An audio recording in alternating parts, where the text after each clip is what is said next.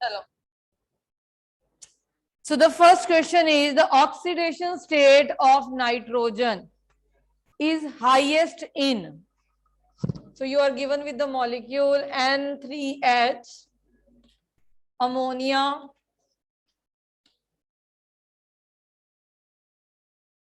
then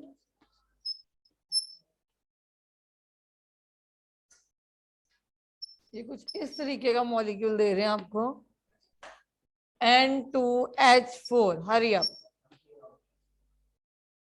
कितनी है?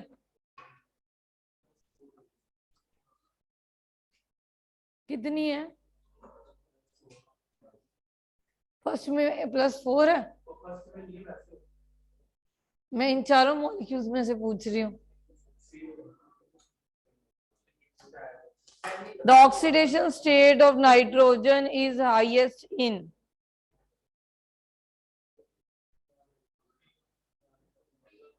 Y बीबी की कितनी आई है? -3 है।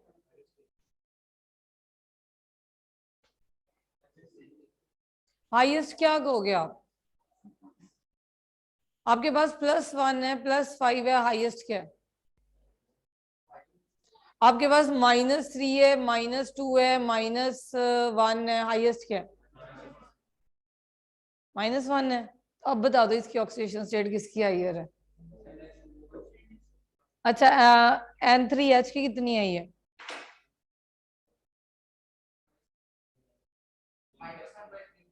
-1/3। हाईएस्ट किसकी हुई? तो हाईएस्ट हुई N3H की। दिस इज -1/3 मींस पॉइंट्स में चलेगी, माइनस में वो भी। Which of the following shows nitrogen in the increasing order of oxidation number? तो बेटे मैं लिख देती हूँ, आप अपने आप इंक्रीजिंग ऑर्डर बनाओ इसका। So you have the molecule N2O, NO, NO2, NO3 negative and NH4 positive. इसको अरेंज करो in the increasing order of oxidation number. अगर ऑप्शन भी आएंगी तब भी आप इंक्रीज करके देखोगे ना पेपर में, तो अपने आप इंक्रीजिंग ऑर्डर पे लगाओ। हरी अब वरुण ने तेरा हाथ पकड़ के नहीं करवाना। And no one will be helping you. ये तेरे पेपर है, तेरे मार्क्स हैं, डिटेल मार्कशीट पे तेरे ही नंबर हैं।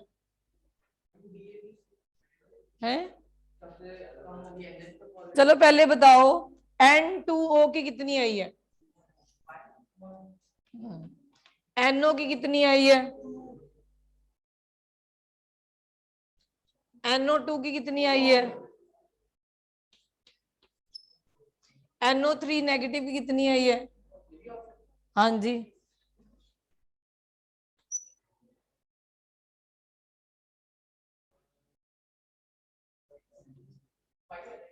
बेटे -6 तो ऑक्सीजन की होगी ना, इज इक्वल टू -1 प्लस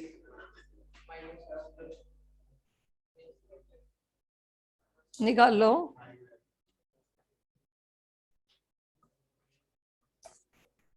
-6 उधर जाके क्या हो जाएगा? +6। अमोनियम की अब अरेंज करो इसको अपने आप।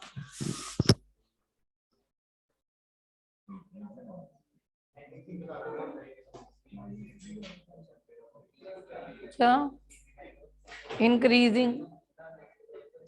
नेक्स्ट बेटे, nitrogen form stable N2 molecule but phosphorus is converted to P4 from P2 without option। आपका क्या आंसर होगा इसका? कि नाइट्रोजन N2 करता है और P2 P4 में कन्वर्ट हो जाता है, क्यों? अगर चलो ऑप्शंस तो हम बाद में देखेंगे, वैसे बताओ, अभी आगे सब्जेक्टिव पेपर भी आने वाले हैं। और साइज के कारण क्या होता है बेटे? N2 ट्रिपल बॉन्ड बनाता है, यही कहना चाहते हैं ये। और P4 ट्रिपल बॉन्ड नहीं बना सकता, क्यों? साइज बड़ा है। तो क्या होगा, साइज बड़ा है तो हाँ बॉन्ड लेंथ बड़ी हो जाएगी, बॉन्ड स्ट्रेंथ वीक हो जाएगी और इलेक्ट्रॉन को बीच में आना मुश्किल होगी। तो अकॉर्डिंग टू दीज ऑप्शन आप क्या ऑप्शन चूज करोगे? P pi bonding is strong in phosphorus, is it strong? P pi bonding is weak in phosphorus, triple bond is present in phosphorus, single P bond is weaker than N bond. Single P bond क्या weak होता है? आप मुझे खुद बताओ, अगर single P bond weak होता तो P4 ना होता। N single bond weak bond होता है। अच्छा एन सिंगल बॉन्ड वीक क्यों होता है? फिर क्या हो जाएगा स्मॉल साइज, पूरा बोलो।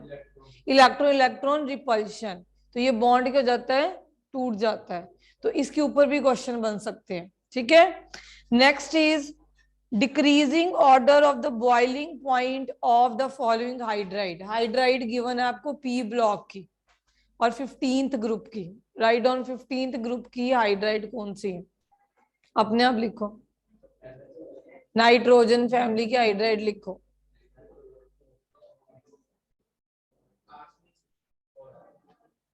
लिखो नाइट्रोजन फैमिली की hydrides.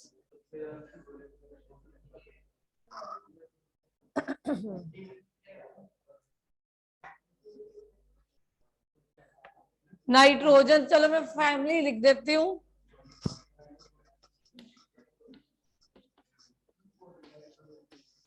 You are given with I think 4. Yes, here you are given with only 4. तो इनकी हाइड्राइड्स हैं आपके पास और आपको बोला गया है कि इनमें से चूज करो increasing order of boiling point. Choose तभी करोगे अगर आता होगा। अब आप खुद ही बता दो कि कौन किसका कैसे।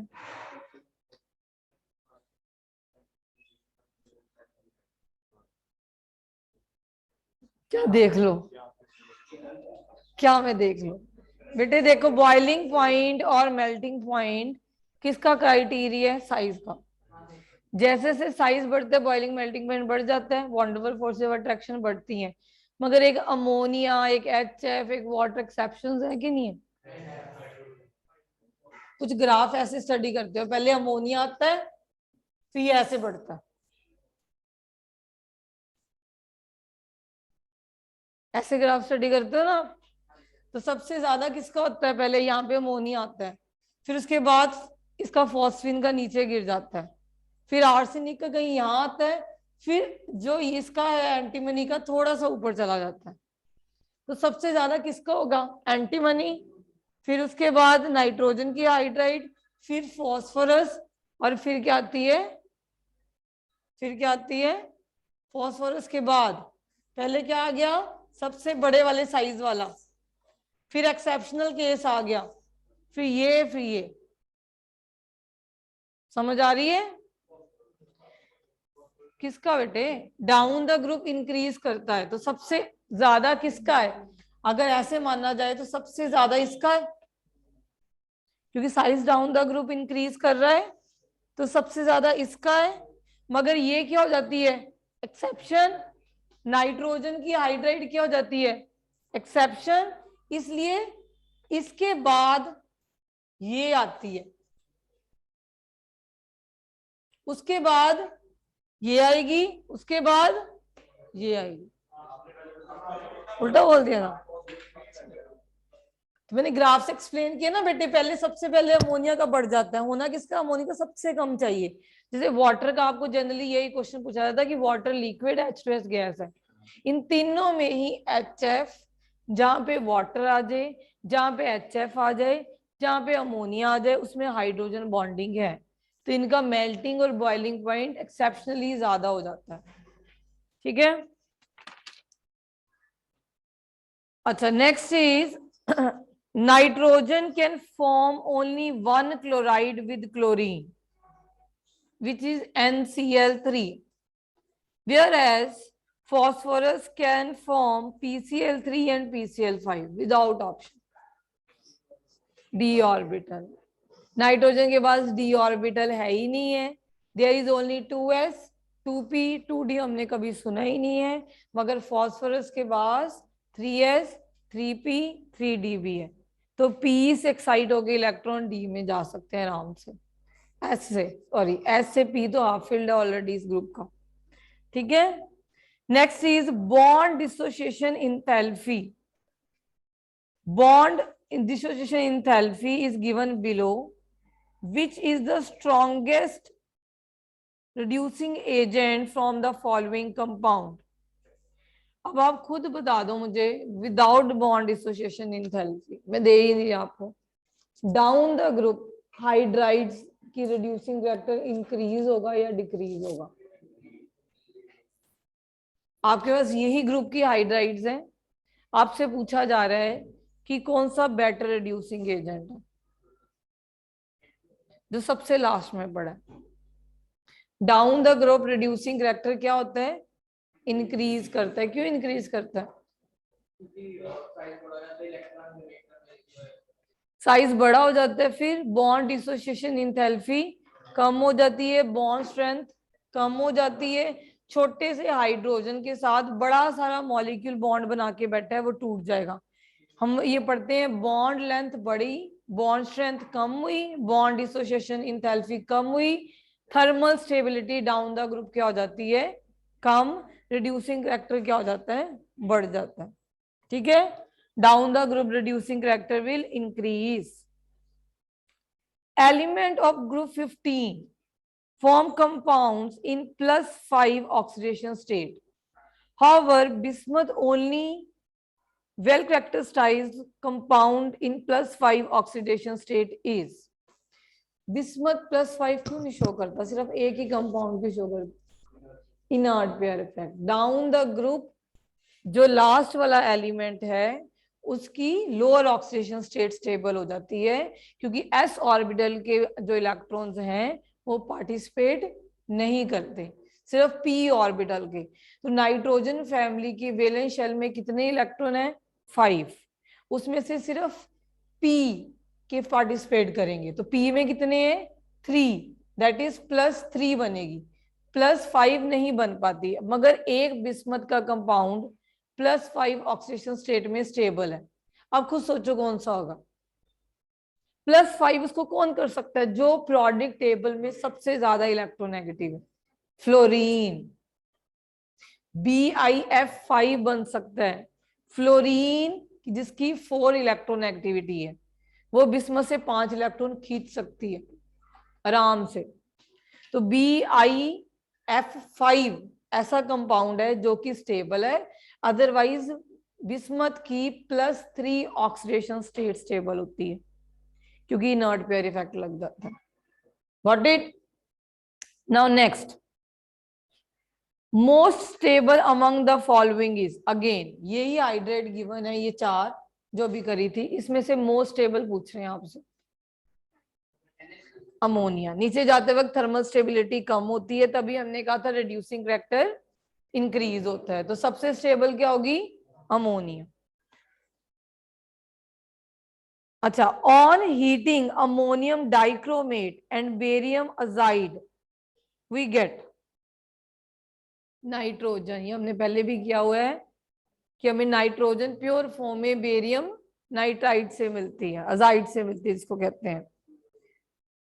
अच्छा, ऑन हीटिंग, ये लिख लो, ये एडिंग में लिख लो कहां कहां से नाइट्रोजन मिलती है हमें। ठीक है, again write down on heating a mixture of ammonium chloride and potassium nitrite, again आपको नाइट्रोजन मिलती है, अगेन आपको नाइट्रोजन मिलती है। अच्छा, मैक्सिमम कोवलेंसी ऑफ नाइट्रोजन, तो रट जाना चाहिए अब 4। ओके, फिर हीटिंग, वही देखो बेटे बारी बारी जो रिपीट हो रहा है, हम देख रहे हैं ammonium dichromate, ammonium nitride, barium azide, ये सब कुछ आपको नाइट्रोजन गैस देंगे सारे। ठीक है, सारे N2 ही है आपके option. Got it? Which of the following factor would favor the formation of ammonia in Haber's process? Haber process में क्या factors हैं? मुझे बताओ. Haber process एक्सोथर्मिक है क्या एंडोथर्मिक? Haber process क्या है? एंडोथर्मिक है. Haber process में क्या करते हो आप? Nitrogen plus hydrogen give you ammonia. Haber process is exothermic reaction. अब ऐसी रिएक्शन आप हाई टेम्परेचर पे करोगे या लो टेम्परेचर, और प्रेशर कैसा होना चाहिए? हाई. तो इसकी ऑप्शन में आप हाई प्रेशर वाली चूज करनी थी. हाई क्यों होना चाहिए?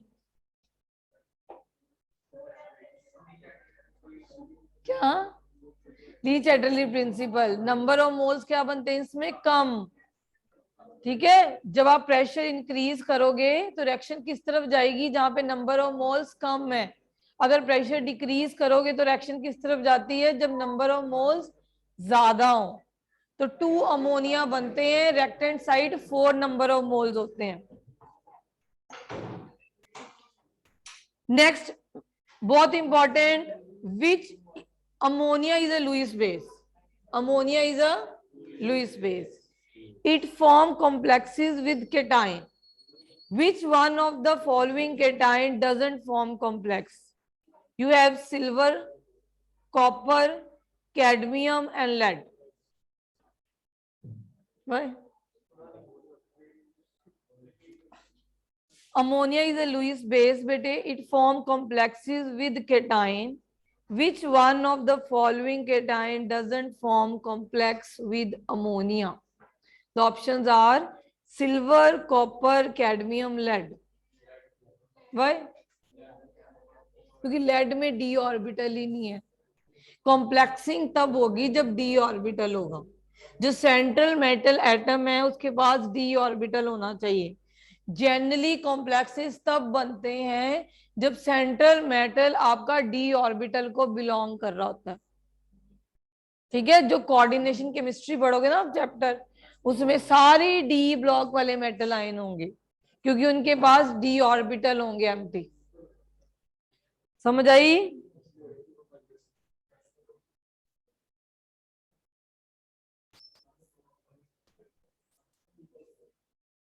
ये सारे रिएक्शन बेस्ड हैं. हमें आएंगे नहीं? क्यों नहीं आएंगे? अच्छा मुझे बताओ, ये आप 10th में भी कर चुके हो. On heating lead nitrate form oxides of nitrogen and lead. The oxides form are. ये तो 10th का है. PbO और NO2. बेटे लेड नाइट्रेट को हीट करोगे तो 2 ऑक्साइड्स बनती हैं, दैट इज PbO, NO2 और ऑक्सीजन गैस इन्वॉल्व होती है. ऐसे ही अपने आंसर देने हैं. ठीक है. अच्छा, ये भी बहुत इंपॉर्टेंट क्वेश्चन है. In the preparation of nitric acid we get NO gas by catalytic oxidation of ammonia. आप अमोनिया को जब ऑक्सीडाइज करवाते हो, मींस अमोनिया को जब आप ऑक्सीजन से रिएक्ट करते हो तो आपको नाइट्रिक ऑक्साइड मिलती है, NO. अब ये पूछ रहे हैं the moles of NO produce by the oxidation of 2 moles of ammonia will be.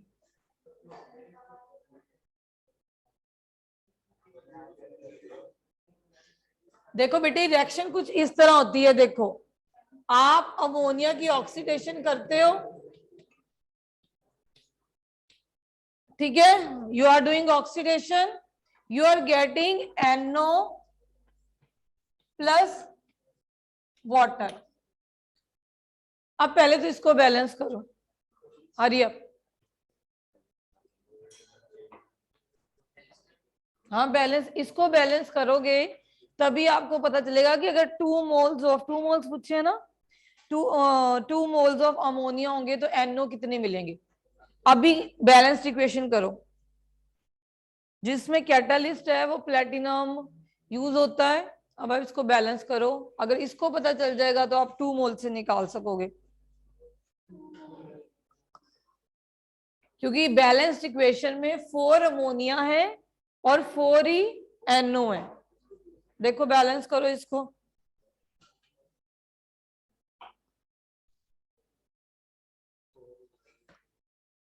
होगी बैलेंस?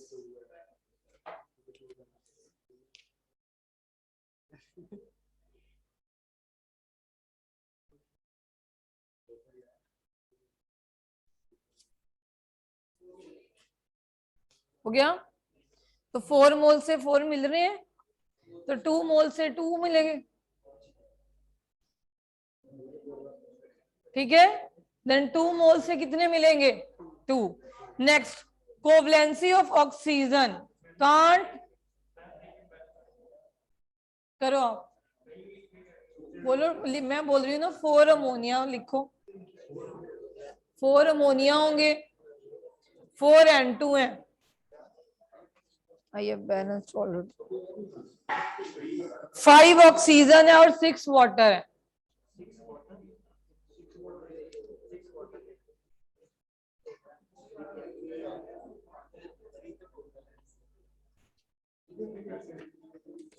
अब नेक्स्ट इज, चलो कोवलेंसी ऑफ ऑक्सीजन 2 से ज्यादा नहीं हो सकती, सल्फर की +4 और +6 हो सकती है, क्यों? Without options. सर सल्फर की जो कोवलेंसी है बेटे, इट इज +4 और +6, जो ऑक्सीजन की है वो 2 से ज्यादा नहीं होती, क्यों? Again without options. D orbital, first member का क्वेश्चन आ जाए ना, डी ऑर्बिटल ही नहीं है उसके पास, चाहे वो नाइट्रोजन है, चाहे वो ऑक्सीजन है, चाहे वो फ्लोरीन है। ये 2s2p लेके बैठे हैं, 2d नहीं है इनके पास, 2d है ही नहीं। ये तो आंखें बंद करके आपने लिखने हैं। और लास्ट एलिमेंट का क्वेश्चन आ जाए, इनर्ट पेयर इफेक्ट। समझ आ रही है? लास्ट एलिमेंट, अगर 2 ऑक्सीडेशन स्टेट चल रही हैं, मान लो +3 +5, लास्ट वाला +3 दिखाएगा, इनर्ट पेयर इफेक्ट। फर्स्ट वाला आ जाएगा, जितने उसके पास अनपेयर्ड पी होंगे, ठीक है, डी नहीं होगा, डी ऑर्बिटल वाला कोई प्रोडक्ट नहीं बनाएगा वो, एब्सेंस ऑफ डी ऑर्बिटल, सीधी बात। First D, last inert pair effect.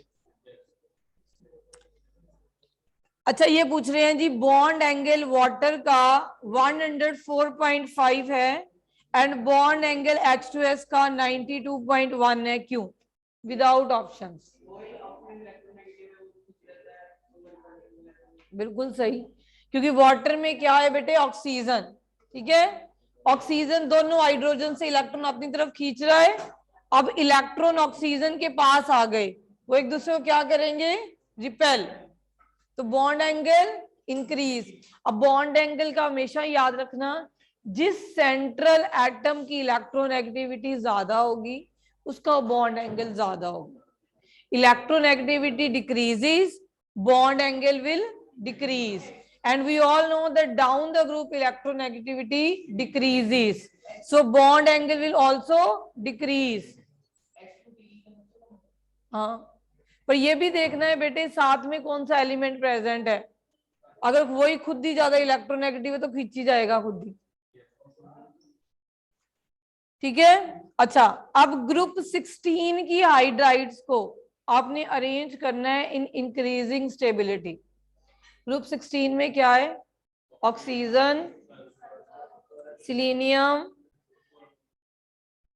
Polonium तो रेडियो एक्टिव है, टेलुरियम, चलो टेलोरियम तक उनकी हाइड्राइड को इंक्रीजिंग ऑर्डर ऑफ स्टेबिलिटी में इंक्रीज करो, hurry up. Down the group stability हमेशा क्या होती है बेटे? Decrease. Down the group stability decrease की होती है, बॉन्ड लेंथ इंक्रीजेस, साइज में क्या जाता है बेटे? Difference. Down the group reducing character हमेशा क्या होगा? हाइड्राइड का इंक्रीज, याद रख लो। Down the group thermal stability decrease होती है क्योंकि साइज बढ़ जाता है, तो रिड्यूसिंग करेक्टर क्या होता है? इंक्रीज करता है। समझ आ रही है? अच्छा, अगर KClO3 को हीट करोगे तो क्या मिलेगा? KClO को हीट करोगे तो क्या मिलेगा?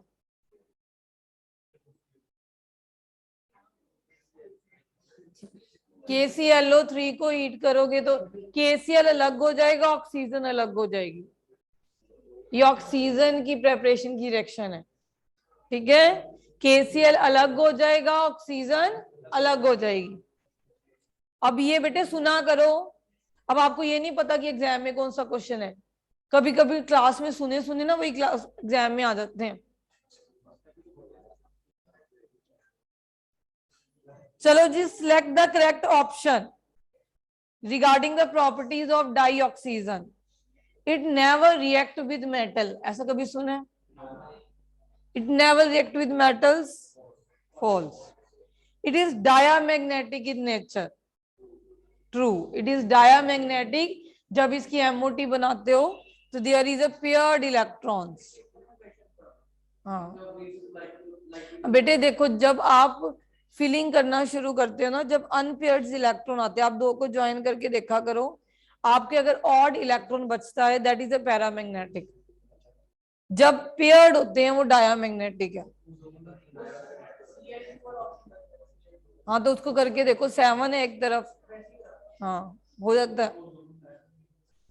Combination of dioxygen with other element is highly exothermic. Combination of oxygen with other element is highly exothermic process. True or false? This is a true. हमने कभी अभी कभी कैरोसिन में स्टोर करना पड़ता है, कभी कुछ करना पड़ता है। कार्बन अगर ऑक्सीजन के साथ कंबाइन होती है तो कंबस्शन हो जाती है, तब भी हीट रिलीज होती है, ठीक है। तो लास्ट तो हमारा फिर ट्रू नहीं है। अब next is which of the following is not correctly matched. First, ये कह रहे हैं फर्स्ट, ये क्या एसिडिक ऑक्साइड्स है?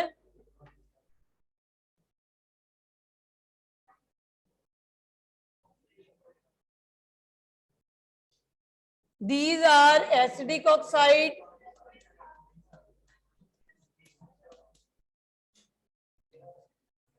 Yes, फर्स्ट ऑप्शन बताओ बेटे, पहले तो यही बताओ।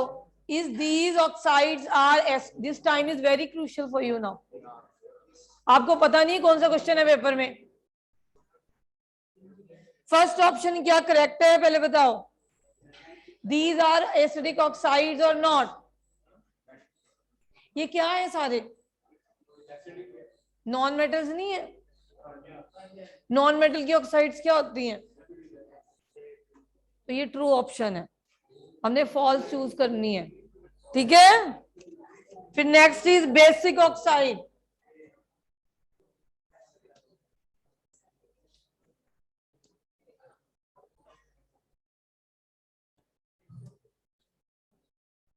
हाँ जी, क्या ये सारी बेसिक ऑक्साइड है? क्या ये सारी बेसिक ऑक्साइड्स हैं? यस, ये सब किसकी ऑक्साइड है? मेटल की ऑक्साइड्स। अब ये बेटे न्यूट्रल ऑक्साइड्स।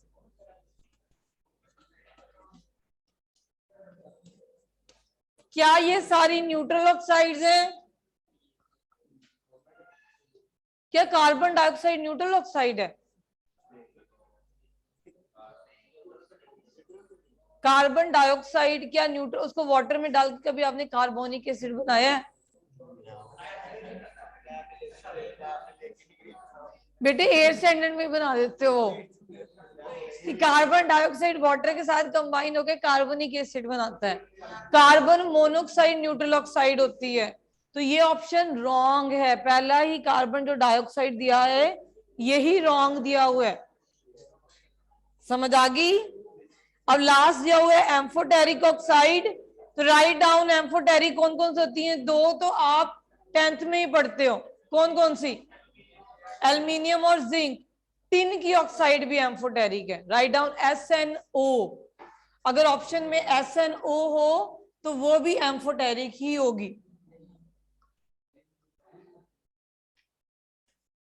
अच्छा अब बताओ correct order of acidic strength, very important, ये होना नहीं है समझो। Correct order of acidic strength, तो आपको ऑप्शंस में है बेटे K2O,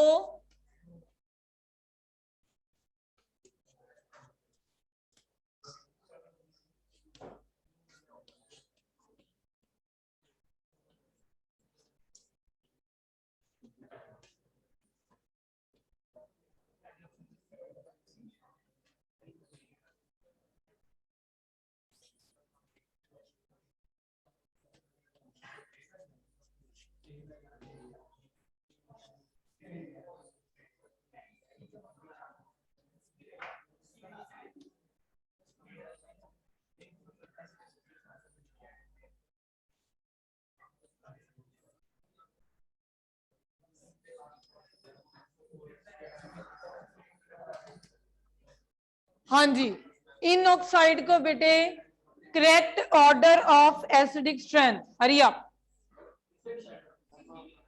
correct order of acidic strength, आ जाओ इधर। जिन्होंने देखना है वो देख सकते हैं, जिन्होंने बोर्ड के पेपर देने हैं वो अपने लिए देखो। मैंने अब आपकी उंगली पकड़ के तो चलाना नहीं आपको। ए, यहाँ पे डी, क्यों? ये तो बेसिक हो गई है ना। अच्छा, अगर सारी एसिडिक होती तो कैसे चूज करते बेटे? जितनी ज्यादा ऑक्सीडेशन स्टेट और इलेक्ट्रोनेगेटिविटी उतनी एसिडिक हो जाती है। समझ आ रही है? अगर आपको सेम नॉन मेटल एग्जाम में दिया हो और उनकी ऑक्साइड्स बनी हो, अगर सेम हो, याद रखना पहले, अगर सेम हो नॉन मेटल सारे, और अगर उसकी डिफरेंट डिफरेंट ऑक्साइड्स दी हो, तो जितनी ज्यादा ऑक्सीडेशन स्टेट होगी उतनी वो एसिडिक होगी। क्यों? क्योंकि उतने इलेक्ट्रॉन उसने खींचे होंगे। जितनी दूसरे से खींचेगी H पॉजिटिव उतना जल्दी जाएगा जब वाटर से बाहर निकलेगी। हायर ऑक्सीडेशन स्टेट का मतलब होता है उतनी ज्यादा वो क्या हो जाती है, एसिडिक। समझ आ रही है? और जितनी इलेक्ट्रोनेगेटिविटी ज्यादा होती है तब भी एसिडिक होती है। अब क्लोरीन के बाद सल्फर आ रहा है, सल्फर के बाद फॉस्फोरस आ रहा है, देखो। तो क्लोरीन सबसे ज्यादा इलेक्ट्रोनेगेटिविटी, और इसके बीच में क्लोरीन की +7 ऑक्सीडेशन स्टेट है। ध्यान से देखो इसको, भाई ऐसे क्वेश्चन पूछे जाते हैं पेपर में। ऑक्साइड के रिलेटेड अगर आपने एसिडिक स्ट्रेंथ निकालनी हो तो सबसे पहले ऑक्सीडेशन स्टेट देखना आप। समझ आ रही है? नेक्स्ट,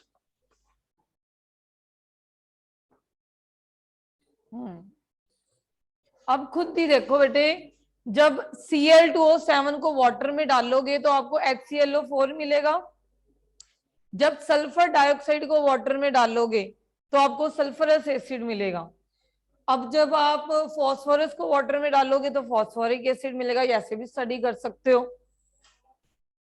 तो आपको पता है HClO4 बहुत स्ट्रॉन्ग एसिड है, परक्लोरिक एसिड। क्यों?